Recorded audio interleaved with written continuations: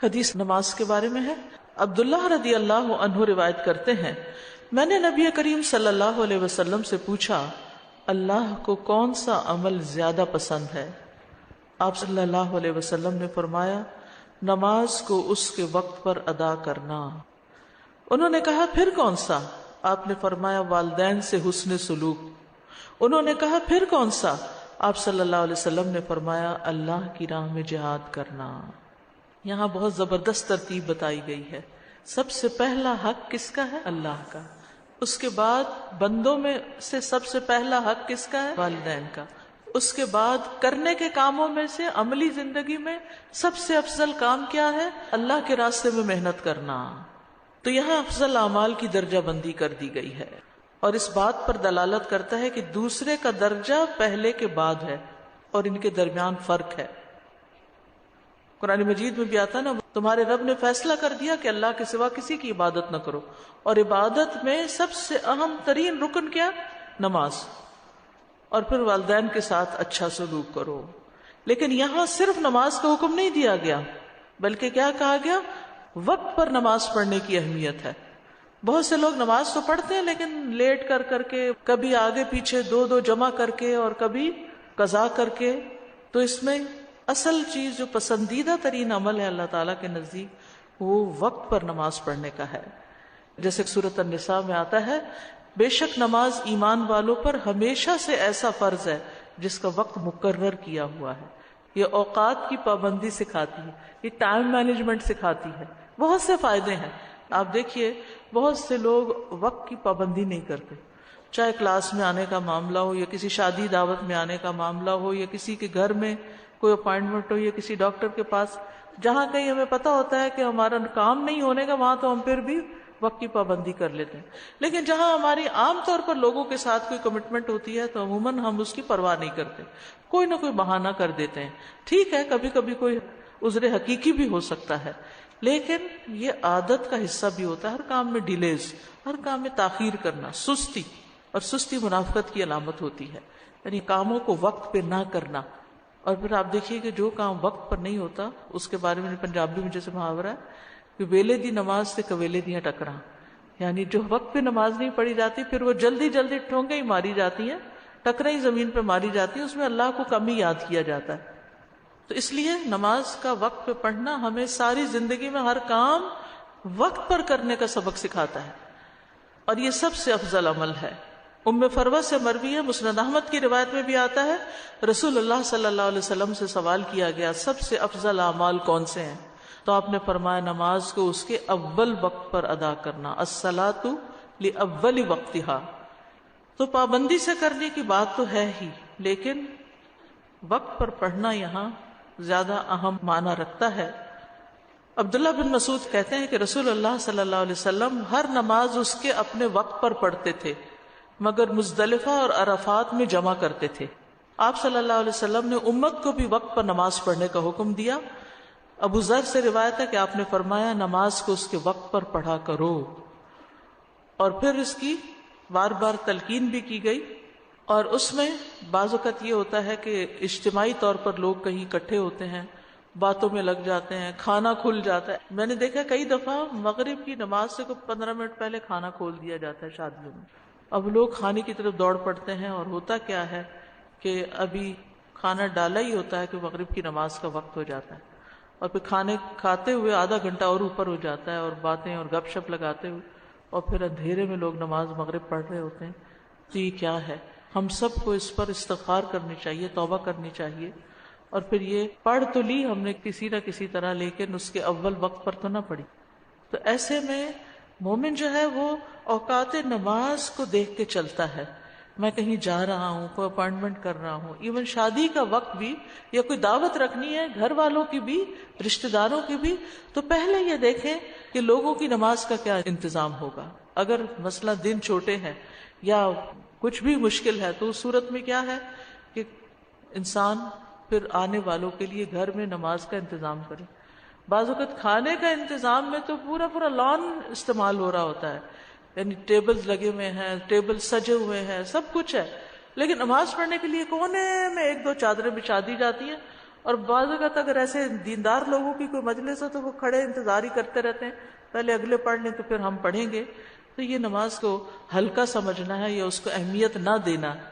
تو اگر ہم لوگوں کو نماز ہی کے وقت میں بلا رہے ہیں یا ایسے وقت میں کہ آپ کو پتا ہے کہ لوگ نماز سے پہلے پہنچ جائیں گے یا آ کے نماز ہی پڑھنی ہوگی ان کو پہلے، یا بیچ میں نماز آ جائے گی آپ کی تقریب کے، تو نماز کا پراپر بندوبست کریں، وضو کا پراپر بندوبست کریں، اور یہ آپ کی ذمہ داریوں میں سے ایک ذمہ داری ہے.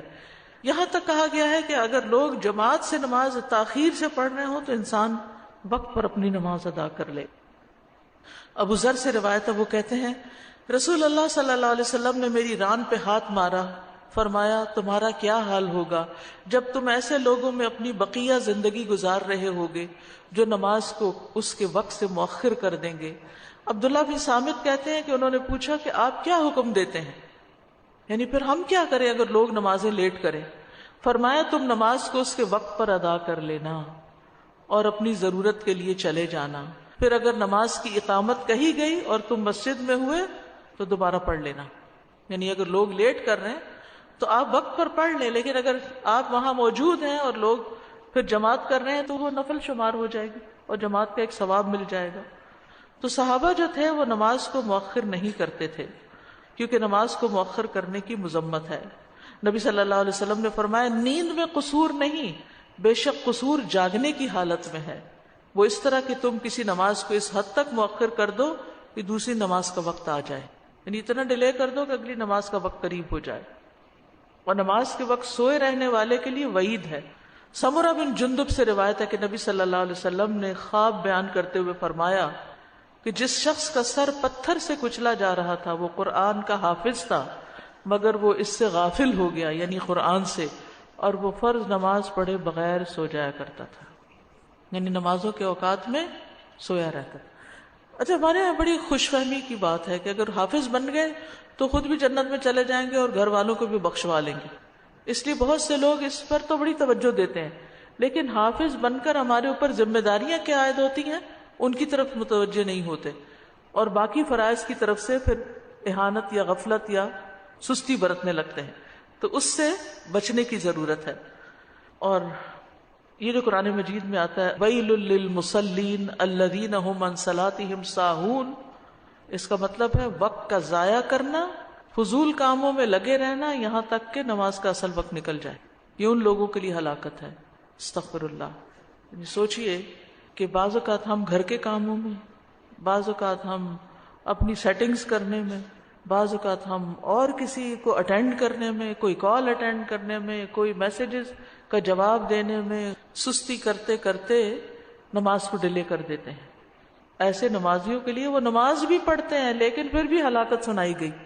فَوَيْلٌ لِّلْمُصَلِّينَ، مصلین کے لیے ہلاکت ہے. یہاں مشرکین یا کافرین کی بات نہیں کی گئی. تب آپ یہ دیکھیے کہ یہ ہلاکت، یہ نقصان دنیا کا بھی ہو سکتا ہے. مثلا آپ روز نماز لیٹ کرتے ہیں تو پھر آپ کے کام بھی لیٹ ہو جائیں گے. یعنی دین کے معاملے میں جب انسان سستی کرتا ہے تو بعض اوقات اس کی دنیا کے معاملات اس کے تاخیر سے ہونے لگتے. کئی لوگ پوچھتے ہیں، مثلا کئی لوگ مجھ سے آ کے کہتے ہیں کہ ہمارا ہر کام ہی ڈیلے ہو جاتا ہے، بزنس کے معاملے میں ڈیلیز، پیمنٹس میں ڈیلیز، شادی میں ڈیلے، فلاں چیز میں ڈیلے، فلاں. تو میں ان کو کہتی ہوں کہ کہیں آپ اللہ کے کسی حق میں تو ڈیلے نہیں کر رہے، کسی اور کی ادائیگی میں تو ڈیلے نہیں کر رہے. سوچیں ذرا، یعنی اگر ہمارے کاموں میں تاخیر ہو رہی ہے تو کہیں ہم اپنے کسی فرض میں تو تاخیر نہیں کر رہے. اچھا ابھی کرتے ہیں دیکھتے ہیں ابھی کرتے ہیں. اور خاص طور پر فرائض کے اندر، کیونکہ نماز کی سستی جو ہے یہ نفاق کی علامت ہے. دوسری اہم چیز جو اس حدیث میں بتائی گئی ہے وہ والدین کے ساتھ حسن سلوک ہے. اس کا تاکیدی حکم ہمیں دیا گیا ہے. والدین کے ساتھ حسن سلوک جنت میں داخلے کا باعث ہے.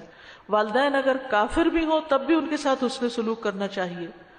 اور پھر آپ دیکھیے اس حدیث میں ترتیب کیا بتائی گئی ہے، والدین کی خدمت جہاد سے بھی افضل ہے. اگر آپ کے والدین آپ کی خدمت کے محتاج ہیں اور آپ کو وقت نہیں مل رہا دین کے لیے کچھ کام کرنے کا، بہت بیڈ ریڈن ہو گئے ہیں، محتاج ہو گئے ہیں، ضرورت مند ہو گئے ہیں، آپ کے بیمار ہو گئے ہیں، تو ایسی صورت میں ان کو لک آفٹر کرنا پھر آپ سے فریضہ جہاد کو بھی ساقط کر دیتا ہے. تیسرا کام، جب آپ نے اپنی نمازیں، اپنی ذاتی زندگی کی اصلاح کر لی، اپنے فرائض پورے کر لیے، والدین کو بھی دیکھ لیا، پھر تیسری چیز آتی ہے آپ کو اللہ کے راستے میں کام کرنا. اور جہاد کا معنی بہت وسیع ہے. اپنے نفس سے جہاد بھی جہاد ہے، اور دین کی تعلیم اور تبلیغ بھی جہاد ہے، اور اس کے علاوہ اور بھی کئی چیزیں جہاد فی سبیل اللہ میں شامل ہے، جیسے حج کا سفر بھی جہاد فی سبیل اللہ ہے، اور قتال بھی جہاد فی سبیل اللہ ہے. رسول اللہ صلی اللہ علیہ وسلم نے فرمایا مجاہد وہ ہوتا ہے جو اللہ کی اطاعت کے معاملے میں اپنے نفس سے جہاد کرے. اپنے نفس سے جہاد بھی جہاد ہے. رسول اللہ صلی اللہ علیہ وسلم نے فرمایا اللہ عز و جل کی ذات کی خاطر تمہارا اپنے نفس اور خواہش سے جہاد کرنا افضل جہاد ہے. پھر اسی طرح ایمان کامل اس شخص کا ہے جو اللہ کی راہ میں اپنی جان اور مال سے جہاد کرتا ہے. اور اللہ کے راستے میں نکلنا ایک صبح یا شام دنیا و ما فیہا سے بہتر ہے.